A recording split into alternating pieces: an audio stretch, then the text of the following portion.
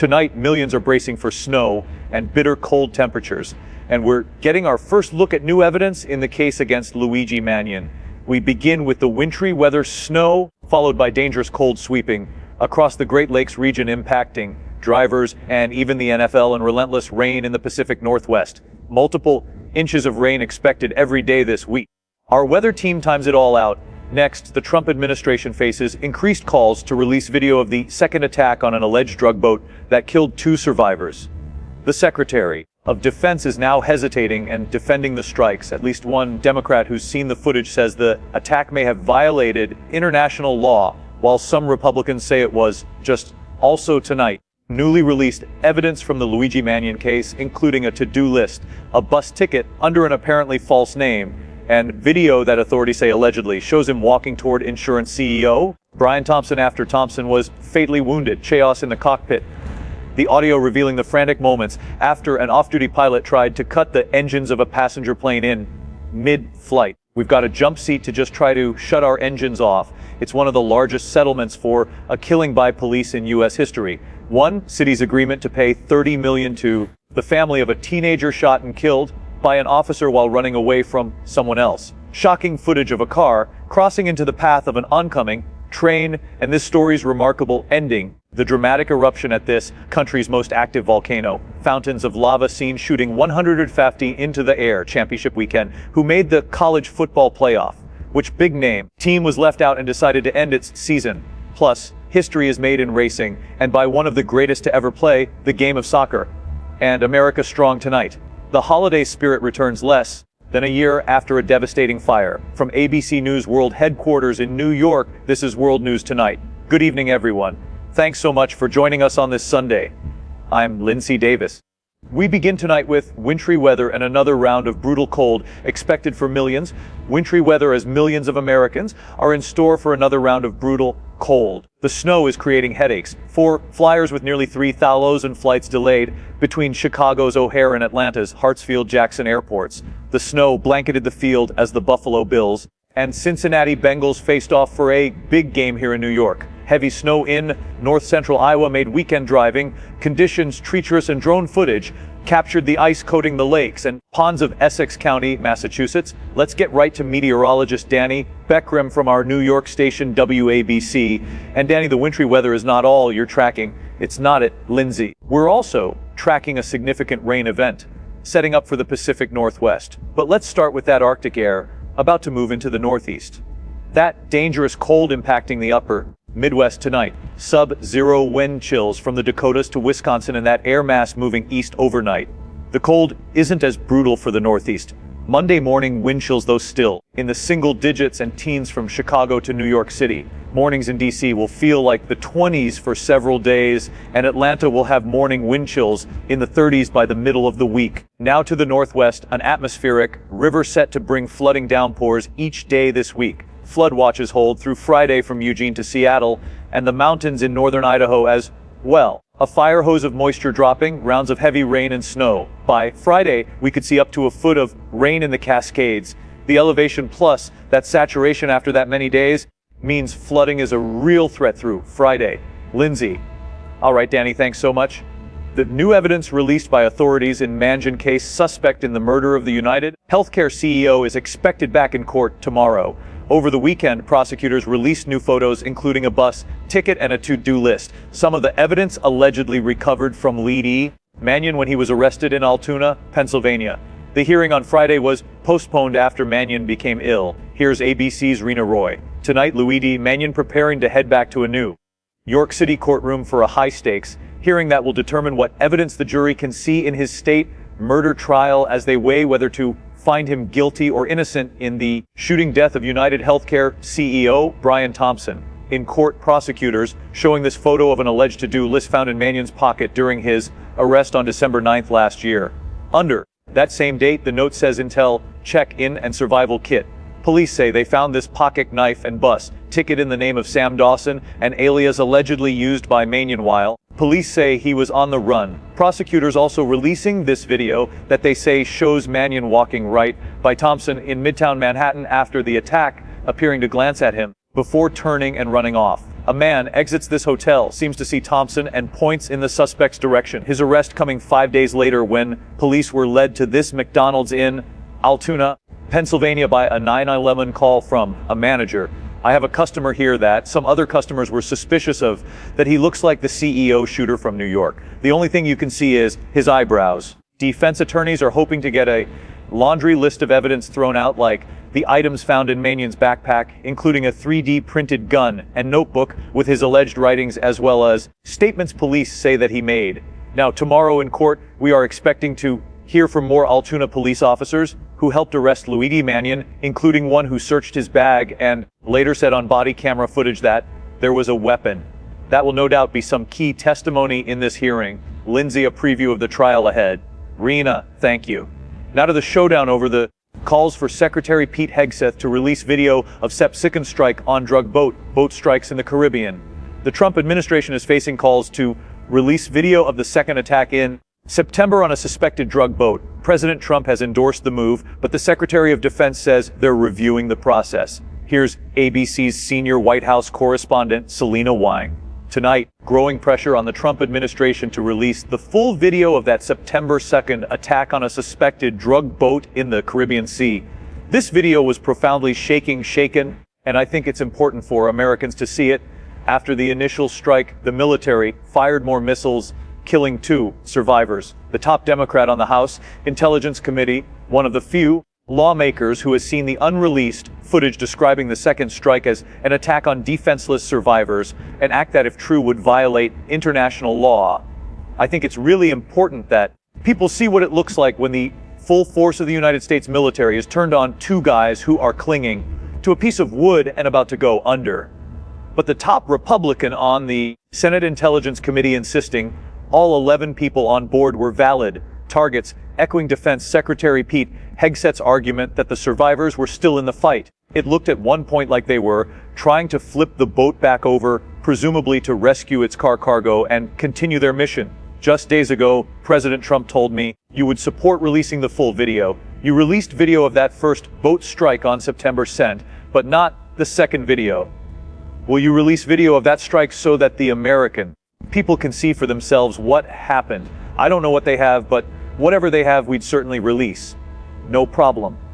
But now, Secretary Hegseth non-committal. They're doing this right now. So whatever we were to decide to release, we'd have to be very responsible about. So we're reviewing that right now. And Lindsay, the concerns go far beyond just this operation. Some question whether or not the entire campaign is even legal. Since September, the U.S. has hit more than 20 suspected drug boats, killing more than 80 people, but the administration has yet to provide any public evidence that those who were killed were actually smuggling drugs. Lindsay, meanwhile, Hegseth is vowing more U.S. boat strikes. Solana, thank you. Setback for DOJ's pursuit of re-indictment for former FBI Director James Comey. Next tonight, the Department of Justice is facing a setback in its attempt to possibly re-indict former FBI Director James Comey. On Saturday, a judge temporarily blocked federal prosecutors from accessing key evidence in the case. Let's bring in ABC's Olivia Rubin. Olivia, what are you learning tonight? Lindsay, tonight, the Justice Department potentially facing a major setback in its efforts to prosecute the former FBI Director James Comey. A judge temporarily blocking the government from using key evidence in the case, finding it may have been improperly accessed when Comey was indicted earlier this year on charges of lying to Congress.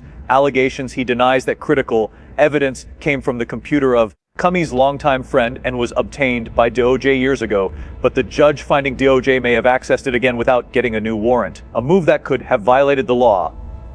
The ruling is just the latest blow to the Comey case after the indictment was dismissed by a judge who found the Trump administration unlawfully appointed the prosecutor who brought it. Now, this is just another potential setback as prosecutors weigh whether or not to try to indict Comey once again. The Justice Department ordered to respond in court this week. Lindsay, Olivia, thank you.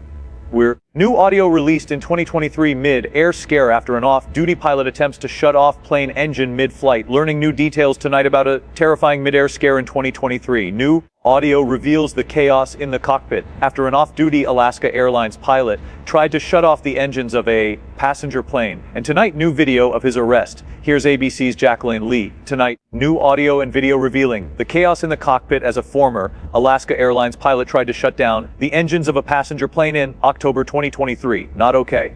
What's wrong?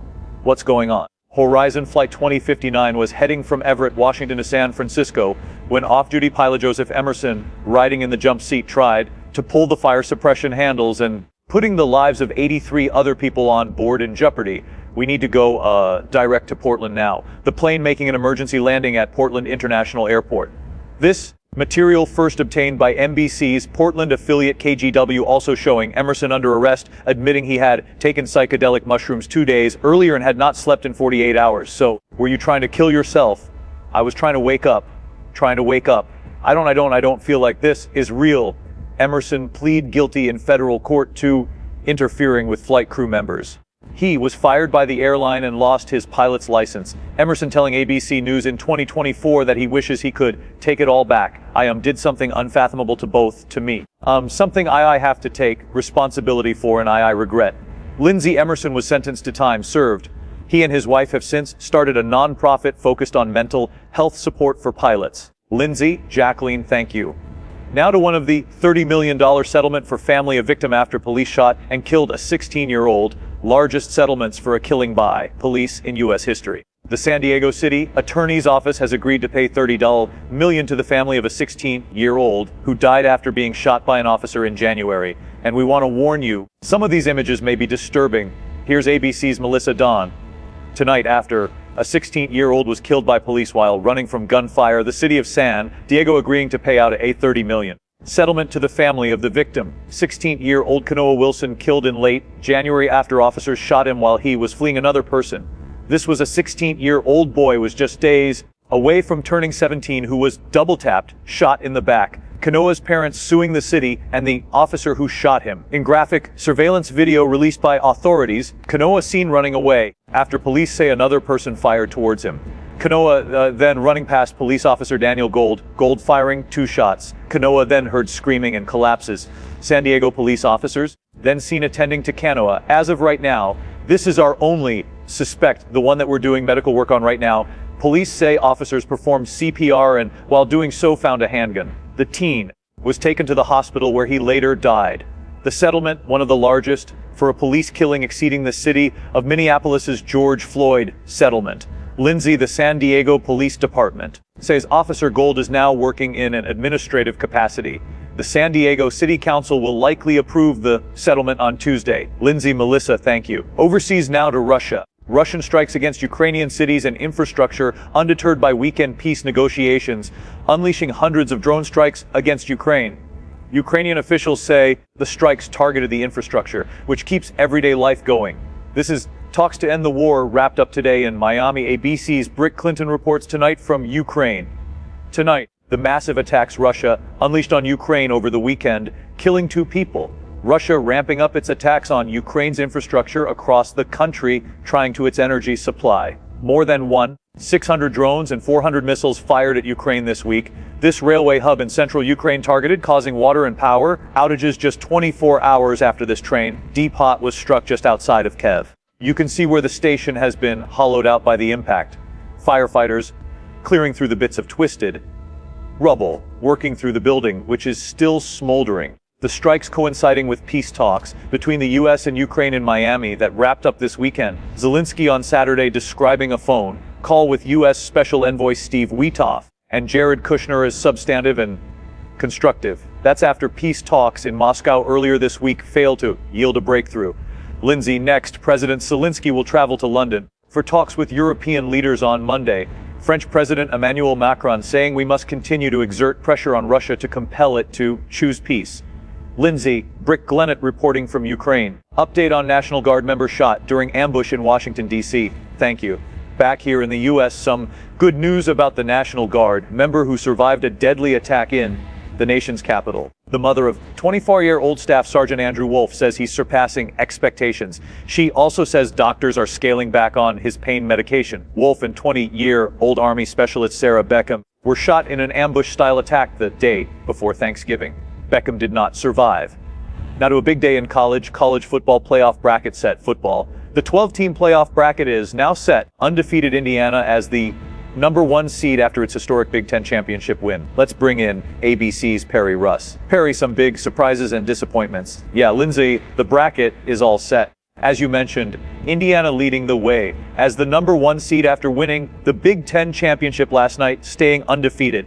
The team they beat, Ohio State, is in as the number 2 seed. Both teams joining Georgia and Texas Tech and getting first-round byes. Tane and James and Madison are also in the playoffs after winning their conference championships.